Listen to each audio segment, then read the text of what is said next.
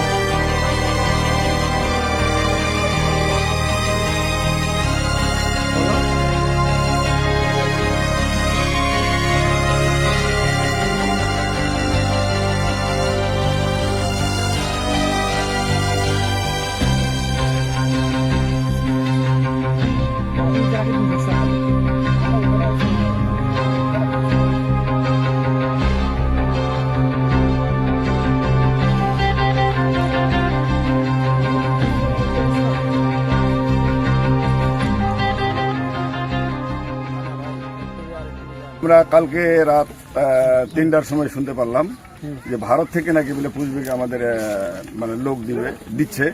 আমাদের বিজেপি কঠোর পরিশ্রম করে এই বিজেপি পুষবেগটাকে ধরে আটক করে মানে ভারতের মানে ঠেলে দিচ্ছিল।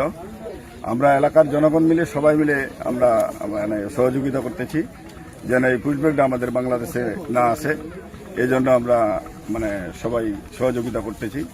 এবং এই মুহূর্তে আমাদের এখানে প্রায় 3:30 বাজে গেল, ভারতের বিএসএফও আসছে, আমাদের বাংলাদেশের বিডিআর সহ মানে আলাপ আলোচনা করলো। ওরা নাসিকার যাচ্ছে এবং ওরা ব্যাক নিতে যাচ্ছে না। এটা নিয়ে আমাদের বিজিবি এবং আমাদের এলাকার জনগণ আমরা যেন ওই পুষবেগটাকে আমরা বাংলাদেশে নিব না।